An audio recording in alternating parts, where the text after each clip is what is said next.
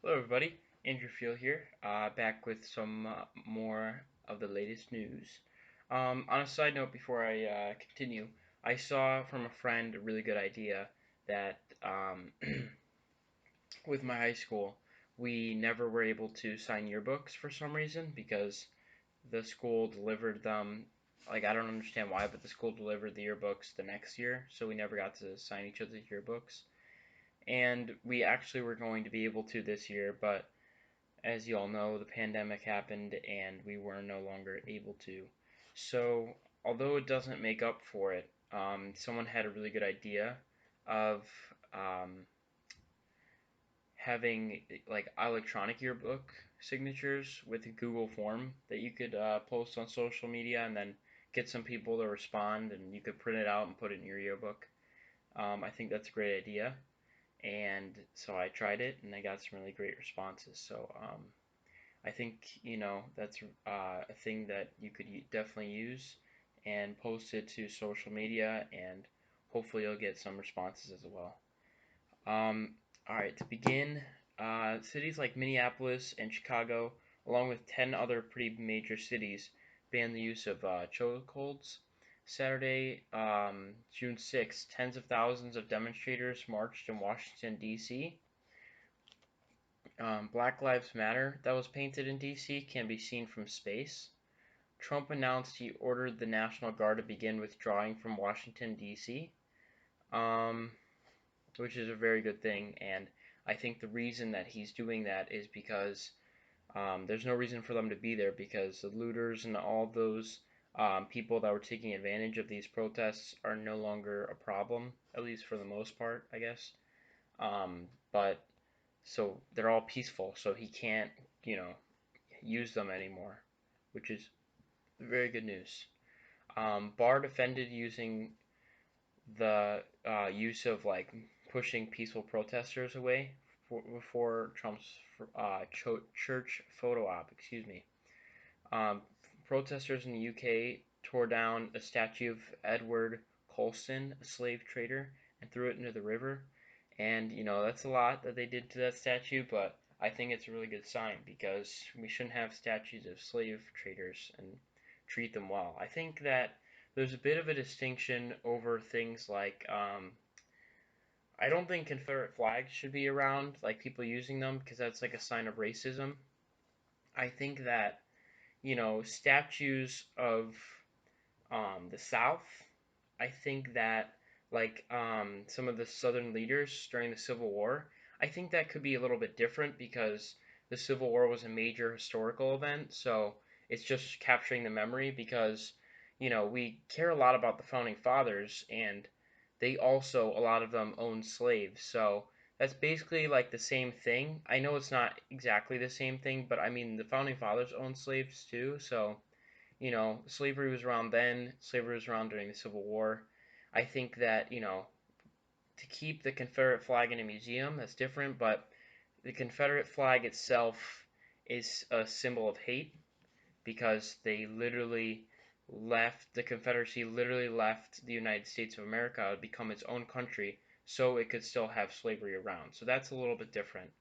Um, yeah, but I think it was good with the statue of Edward Colston to be torn down.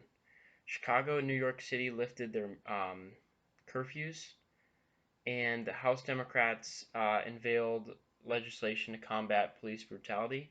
And it seems like there could be some Republican support. It hasn't gone through yet, so we're not sure. I mean, I'm not sure if it's going to get passed or not, but I heard that did have some Republican support, so that's good. The House held a police brutality hearing as Democrats pushed for the police brutality reform. And George Floyd's brother, I think it was Terrence Floyd, I'm not exactly sure, but he testified in the House hearing, and I thought it was a really good response. It was an emotional response about his brother and how much African Americans are worth in America, and it was a really good speech. So I'm glad he gave it, and I think it'll make people think more, along with everything else that's been going on in the past couple of weeks. Um, a former coworker said that George Floyd and Derek Chauvin bumped heads while working at the nightclub. And yeah, for those of you that did not know, um, Derek Chauvin, the guy who killed George Floyd, actually knew each other and they worked with each other, but I guess they didn't get along. So, not that that's an excuse or anything, but so maybe it could have something to do with that. But it's crazy that they worked together and he killed someone that he knew. But that's an update on that. The worst thing I'm going to tell you today is what Trump tweeted yesterday. There was a 75-year-old man, I think I covered it in one of my recent videos. There was a 75-year-old man who fell to the ground by police. He was a bystander, he was not armed, didn't seem like he was provoking them. He just went up to them and with his phone and they shoved him to the ground. He fell, he was bleeding from his ear, I think. He was in a pool of blood, and about 40 police officers just walked by him. And that man is still in the hospital, and Trump tweeted a baseless claim against this man that he that said that he was trying to scan police, he was a part of Antifa, he wasn't pushed that hard, and he was actually spreading Russian propaganda because the president's source was a Russian for a Kremlin state-run media. If you process that for a second, it kind of shows where our country is right now, and that what happened, it, what recently happened was exactly what you need to know about Donald Trump. If you had no idea who Donald Trump was, you see this and you understand exactly who he is as a person, president, whatever. It's really sad to say that our president did this. Um, I'm not surprised, but I kind of was because, Trump just seems to keep going lower and lower, and even during times like this where the country should be unified, he keeps trying to divide us. So if that doesn't say that he's unfit to be president, I guess nothing will. GOP senators besides Romney dodged the questions about it. Reporters were asking why he was spreading that information about a 75-year-old man, and they all dodged it except Romney, and I think there was another senator that spoke out against it. But for the most part, Mitch McConnell and a lot of key Republican senators decided to keep their mouths shut like they always do. Terrible news is Stephen Miller, a racist, is writing Trump's speech. So it should be about bringing people together, but it could have some racist information in his speech to try and rile up his base, especially since a racist is writing it. A private service was held for George Floyd. George Floyd was laid to rest in Houston next to his mom, who passed. Joe Biden Democratic leaders are shutting down calls to defund the police. Joe Biden actually went to the memorial, and he came out with a powerful video about America and the state that we're in, and it was a good speech. And he also went on a one-on-one interview. That was good too. The KKK president was arrested for hitting protesters with his truck, and I guess that's about what you would expect from a KKK president, the president of the KKK, for trying to dismantle a Black Lives Movement matter. But thankfully, he was arrested, so that was good news. There was Tropical Storm Cristobal that made landfall in Louisiana near New Orleans. It didn't seem to hit that bad because I didn't hear much coverage after it was about to hit. Hopefully no lives were lost and the damage wasn't that bad. College student athletes went back to universities to practice and several tested positive for coronavirus. Okay, I'm about to go to college. I understand that, some people are really desperate and want to go back to college. I'm just worried because I was supposed to go to a Big Ten university before I changed my mind, but I'm worried that especially with some of the bigger universities, I'm worried that they're not going to be able to keep everybody safe. If coronavirus comes back in a second wave in the fall, which Dr. Fauci and a lot of people say is very likely, or imminent, I don't feel like, at least right now, there's a lot of colleges that are going to be able to keep people safe because I know a few colleges have come out with plans and everything, but it doesn't seem like a lot of the bigger schools have come out with plans, and they're the ones that are most at risk because they bring in more people from, nationwide and around the world, and there's a lot more people that you have to look after and you'd have to contact trace, and there's a lot of big gatherings inside a university, so I'm just worried that if colleges know that there is a big risk to go to college that semester, but they don't push it off because they need the money. That's what I'm worried about. So hopefully that's not the case. Hopefully they either have a plan, or if they know that it's going to be a huge health risk, they put people's lives over money. That's what I'm hoping. We'll have to see in the fall, but there could be an online alternative where we just go to school online, like e-learning. That's not ideal, but that's a lot better than a lot of people getting coronavirus and getting sick for a while. So I guess we'll just have to wait and see for that. Georgia seemed to allow voter suppression again because they did it with the governor's race in 2018, and now with the primary in 2020.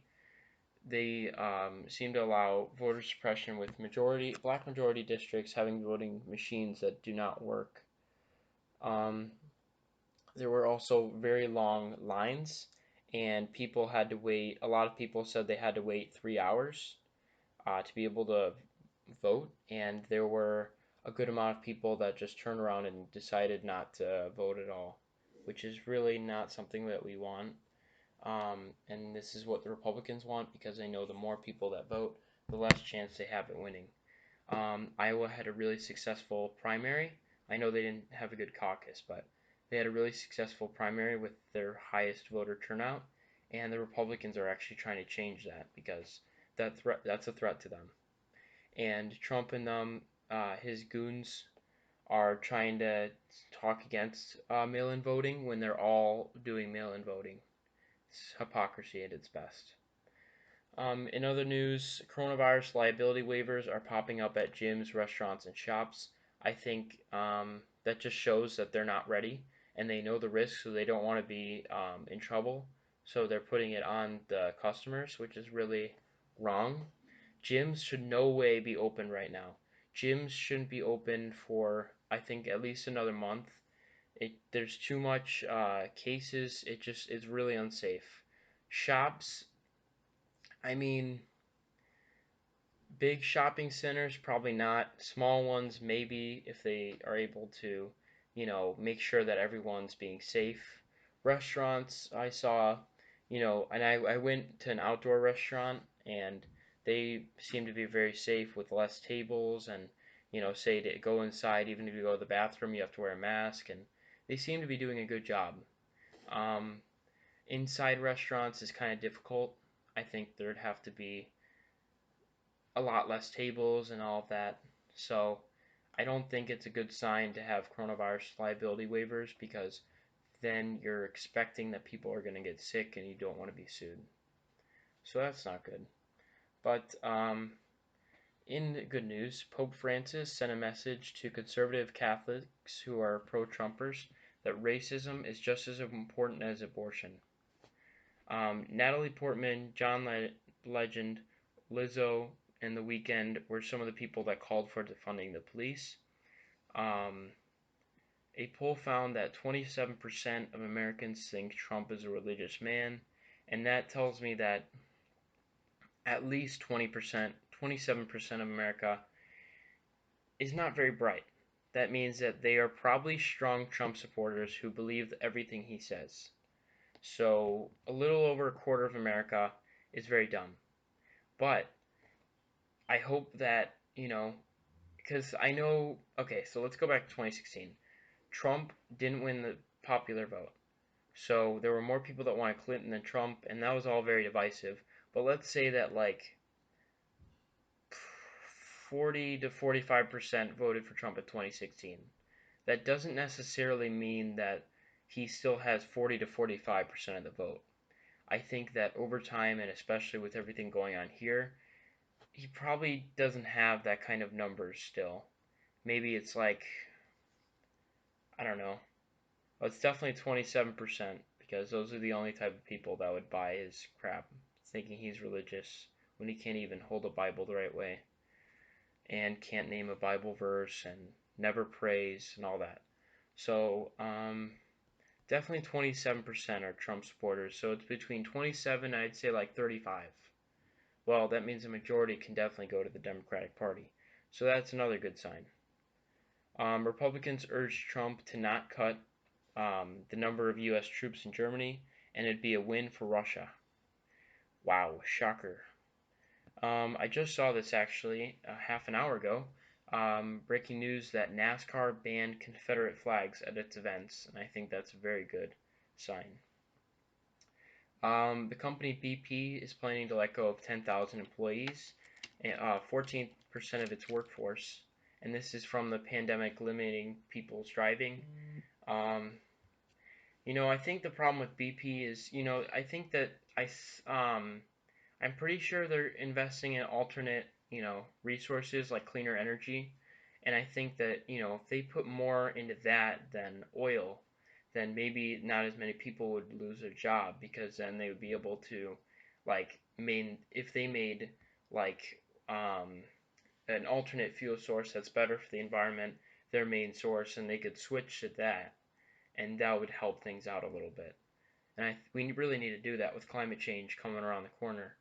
So hopefully these oil companies start switching, and then they'll create a lot more jobs too with this new sector of alternate energy if these big companies start investing in it, I think. But yeah, it is sad that 10,000 employees are going to lose their jobs because we already have a lot of Americans out of work. Um, Former Secretary of State Colin Powell said he will vote for Joe Biden. I certainly cannot, this is his words, I certainly cannot in any way support Donald Trump this year, or President Trump this year. George W. Bush said he won't support Trump's reelection, along with Mitt Romney, prominent Republicans displeased with Donald Trump. Joe Biden officially secured the 1,991 delegates needed to win the Democratic Party's nomination. So he's officially the Democratic nominee. I hope you guys liked the video. It's a bit shorter, so that's good. And I will see you all in the next video. Peace out, guys.